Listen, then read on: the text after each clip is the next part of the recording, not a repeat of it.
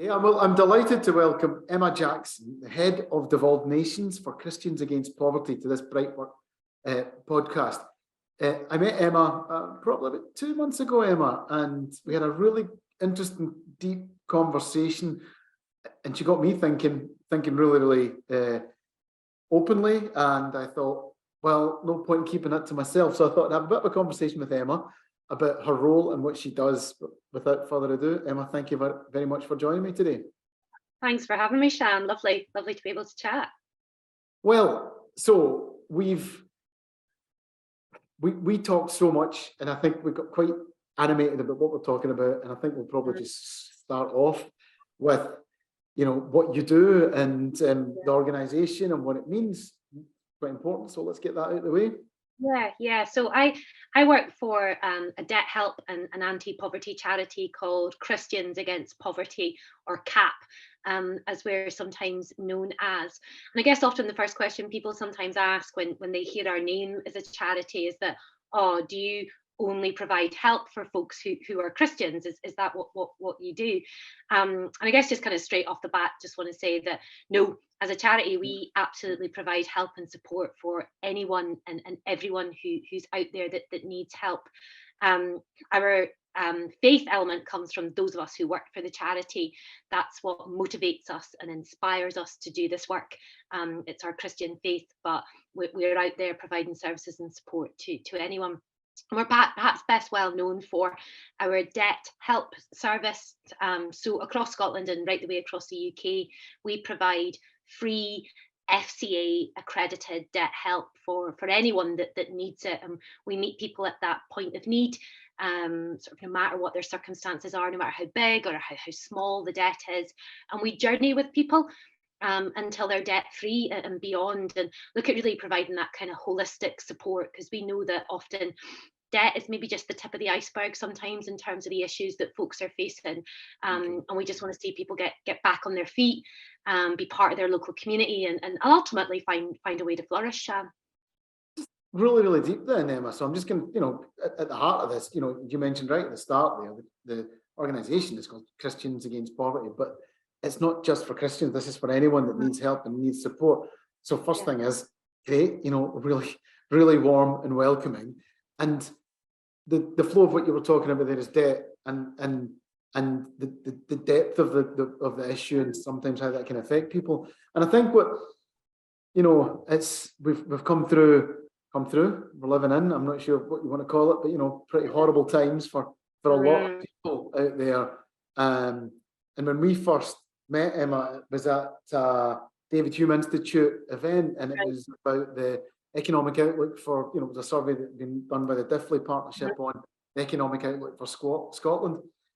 And one of the things that really struck me, before we go into a bit more of a detail about what we spoke about there, is that I think the statistic was quite frightening. It was around 40% of the population who would struggle with an emergency of £100. They couldn't afford to pay £100 emergency, and then it got much higher with regards to it was an emergency of around £500, if I remember correctly. And I was thinking to myself,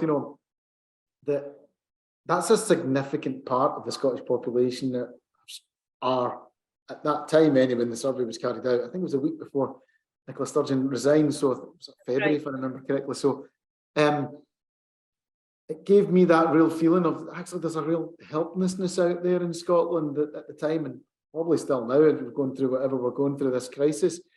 And I suppose debt is the first place people would go to. Keep me right here, Emma, but I know if I've ever had financial, been needing money for whatever reason, it's a credit card or it's a loan, it's a consolidation debt, this is how. And are you seeing something out there then over the last year or so about what's going on, what you're seeing with the people? Yeah, it was such a striking statistic that the David Hume and Diffley kind of presented. I think it was a quarter of us couldn't cope with an unexpected bill of £100. And it's staggering to think that 1 in 4 of us just don't have that financial resilience to be able to cope with something unexpected. And that's definitely something that we see at CAP. One problem, debt can happen to any of us. and it's nearly usually due to circumstances beyond our control. Things change, and we find ourselves unable to meet the outgoings that we once thought that we were able to. We don't think that credit is a bad thing in a debt help charity. Lots of us have credit. I don't know about you. I've got a mortgage. Yeah. Borrowing is not an inherently bad thing at all. But the problem develops quite quickly for people when perhaps something changes in your life, maybe a relationship breakdown, unemployment, a bereavement, something you didn't know that came your way suddenly changes everything, and what you have coming in does not match what you need to go out in terms of paying for essential bills and things you're committed to, and then the debts do begin to mount. And probably what we're seeing right now is the biggest thing that's changing for people in a way that's completely beyond their control is the cost of living. Inflation has absolutely skyrocketed. I probably don't need to tell your listeners about how much food and fuel has gone up. We've all been feeling it. And then suddenly for lots of households, there just simply isn't enough money to go around and to pay for the things that we all need: food, fuel, maybe school shoes for the kids. We're talking about essential items. And the devastating reality then is that people find themselves in an impossible situation, usually with one or two choices. The first one is going without. And we see some really awful examples of people going without, clients who haven't turned the heating on all winter, families where parents are skipping meals so that children can eat, and folks are being pushed down a path of destitution. And then the other thing that we see then is that people then are facing debt because they're either in arrears because they simply cannot pay things like maybe rent or council tax, or indeed people are borrowing so that there is food on the table, so that the house isn't freezing cold. But because they're borrowing to pay for essentials, then the debts are mounting. And whilst, yes, this is definitely hitting households on the lowest incomes the worst. Like there's no two ways about that. Those on the lowest incomes are really being hit the hardest about this. It is affecting a wide spectrum of society. So there's many people from all walks of life, maybe where one person in the house, two people are working, and now suddenly debts are beginning to mount.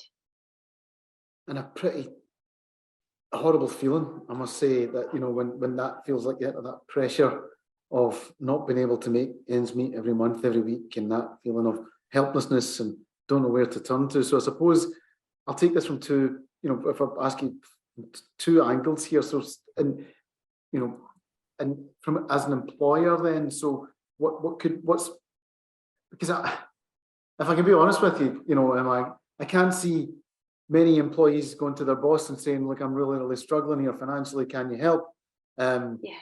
I think there's maybe a bit of stigma there. I'm not sure. I mean, what does an employer do then, and how do you look for the signs, or what do you do here? Yeah, totally. I mean, you've hit on a great point, Shan. Like, there's still so much stigma and shame associated with debt and probably just even money more generally. I don't think we're great at talking about money in society in Scotland. It's still something that's quite taboo.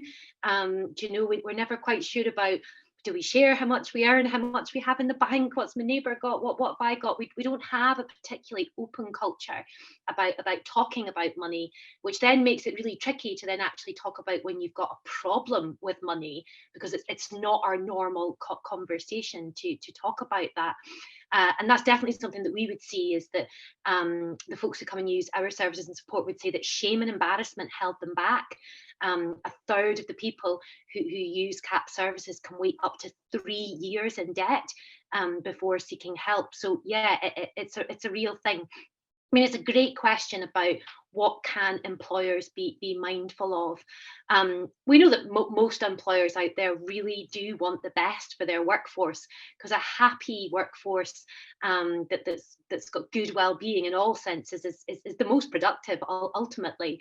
And we know that most employers out there in Scotland really do care about their workforce. So I would encourage employers to think about if they've got like well-being resources. I know a lot of companies have developed like portals portals or microsites where they're placing information, ask the question, do we have debt help there? Are we providing links to refer on to other organisations? So I'm from CAP, but the Citizens Advice Bureaus in Scotland provide a brilliant service. Step Change is another brilliant service that does a lot of stuff digitally for people to connect in. So get those resources out there. Maybe if you're doing a focus on things, and a lot of employers once a month maybe take a topic or an issue that they talk about more openly. Mental health has been a great example of how sort of during the pandemic we've all opened up a bit more. Could debt be a topic that an employer might want to open up a bit and just sort of have that kind of conversation? And I guess ultimately, if you're in those kind of one-to-ones with individuals and something's leading you to make some inferences about what someone's circumstances are, perhaps just things you've noticed, observed, maybe even someone's going as far to ask for an advance or those kind of things. It's just trying to create that safe culture where you can say, hey, is debt something that you're struggling with? Can we point you in the right direction of some free, good help? So keeping that open door conversation going. I mean, sorry, I put myself on mute, Emma, because there's some roadworks going on outside. I don't know if you can hear them, but if I'm about to speak, they'll start again. So I'll put it myself. So no problem. But I suppose it's at the core of what you're saying is creating a culture in the workforce, culture in work that allows people to talk about it, takes away some of the stigma associated with it. And we know it's become. I'm not going to be naive enough to say it's not become an issue, because I'm sure mounting debt has become bigger and bigger given what we've talked about in the Diffley partnership. But you touched on that from an employer's perspective, is that if you have a happy workforce that has its well-being looked after and it's as well documented, they're far more productive. So actually there's a benefit here, isn't it, by looking after your staff? And not every employer can say, right, okay, we're going to give you X amount of % pay rise. I know the struggles that many employers face, but actually by recognising this could be an issue, or is an issue, sorry, this is an issue, and creating a culture to allow it to be talked about, to be open about it, then this makes it a little bit easier for those that are suffering under strain. Absolutely. I think what's the phrase we've all become used to, it's okay not to be okay. And like I said, we've got really much more comfortable about mental health and mental well-being. And I just think another place we need to keep talking openly about is about financial health and financial well-being. And I guess there's something about the here and now within the cost of living crisis, is that whilst it's not affecting us all in the same way, it is affecting us all. And so there is a little bit more of an inroad into those conversations. Flip, did you see the energy bill come in there? We're all feeling that moment. And so I just think there's an into this conversation at the moment, so that we can just make sure that those who do need to get help know where to go, so they can get that free debt help as quick as possible.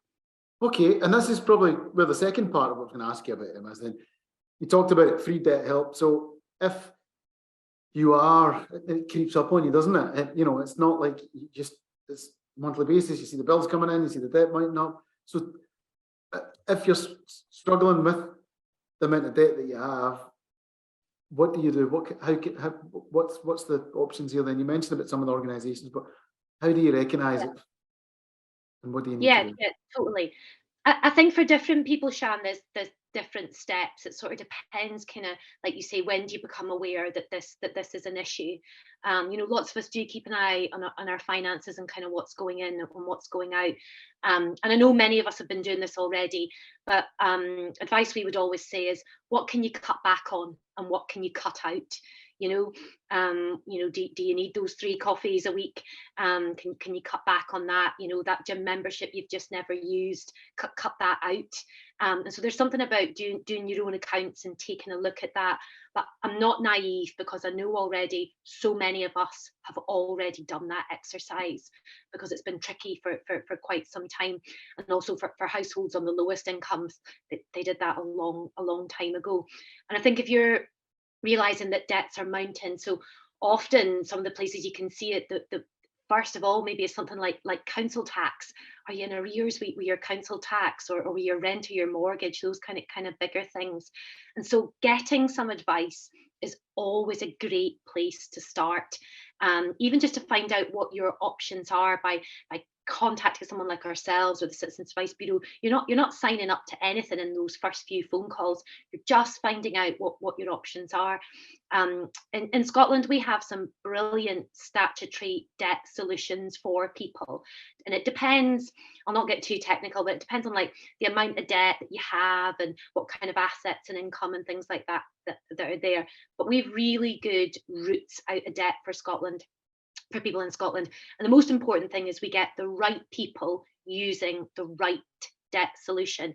And that's where speaking to a free FCA accredited impartial organisation can really help you, because our only goal is getting the right people on the right debt solution so they can kind of get debt free. The trouble is that sometimes we see, particularly like on social media, there's a lot of marketing done by other organizations. Yeah. So not everywhere is free to get debt help, and not everywhere is accredited by the Financial Conduct Authority, the FCA. And unfortunately, usually the organizations that charge money and are not FCA accredited can be pretty aggressive in their marketing tactics on social media. So do you know the way you find out, like, you've Googled something and then suddenly you went looking for dog leads, and now every advert on your social feed's about dog leads? Emma, it's hair transplants for me, Emma, but that's another story. I will save that one for another day. But yeah, so you've rightly gone and done a wee Google search about debt help, and then suddenly now the algorithm might not be working for you. You're getting spammed by these ads. So the thing we'd always say to people is, do your homework. There is no need to pay for debt help in Scotland ever. As I say, between us, Citizens Advice, Step Change, their local authorities, there's free debt help available for people, and so that we can come and do that journey alongside you. So just be careful if you're seeing these kind of targeted ads. If it sounds too good to be true, it's too good to be true. And like you say, when you're feeling that way, it's that you're helpless, so you're looking for help. Oops, sorry, I'll start again. You feel like you need this help, you don't know where to look, and it's coming up on your social media feed. It's easy just to follow on. That's some really, really good advice there, Emma. I think you've given us quite a lot to think about here, about what, you know, from an employer's perspective, what to look at, and also not just employers, you know, as a human being, if you're suffering from issues surrounding debt, then it's free. And where to get it, and to understand the difference between what's being marketed to you and actually what's accredited, or what's managed, I suppose, what's been managed by the Financial Conduct Authority. So that's really, really good advice for people out there. And I think if there's, what we'll do in this podcast, there'll be a link at the end, and on YouTube there'll be a link running with the link to your website at Christians Against Poverty. So if I'm struggling, if I'm feeling I'm getting overwhelmed with the amount of debt that I have, it's all got on top of me, and I need help, that's your advice, and the number of organisations that you mentioned there, Emma. Yeah, make that call. Do a bit of online research, and definitely try and have a conversation with somebody. One of the great things that a debt help organisation like Christians Against Poverty can do is we can begin to liaise with your creditors on your behalf to agree perhaps a better deal or a better outcome for you than you ever could by yourself, because like the others, we're a trusted, reputable organisation. We can step in that gap for you and get things like get the phone call stopping, get the red letters stopping, perhaps even the sheriff's knocking at the door if it's gone that far, by communicating to your creditors that you're engaging, that you're working alongside somebody. The relief that brings to people can be enormous, and just mostly, Shan, that people realise that they're not alone out there, that they don't need to do this journey, and all the organisations that I've described today will support people as much or as little as you need. So if you need a lot of support, we can journey with you and put that support in place. Whereas if you just need to understand what your options are and you feel capable to take that forward yourself, then you come in at that entry point. There's a range of options there for folks, but make that call, click on the links that are going to go with this podcast, and see what help's available to you. Fantastic. Emma, you've been a real insight and a real beacon, actually. It's been really, really interesting talking to you. Again, I think we could make this last 2 hours, but we'll not do that today, Emma, for the purpose of everybody that's listening and watching. Thank you very much. Just finally, I need to ask you something. I'll probably make people aware that you have another passion, and you spend a lot of time doing this, usually on Radio Scotland, if I'm right in saying, is it?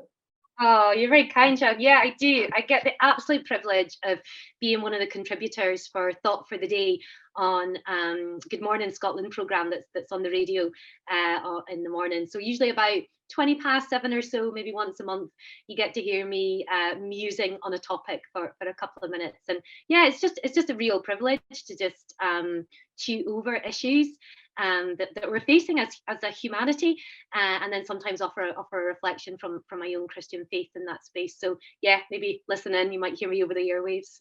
There you go, 7:20, around once a month, Radio Scotland, Good Morning Scotland. You'll hear Emma.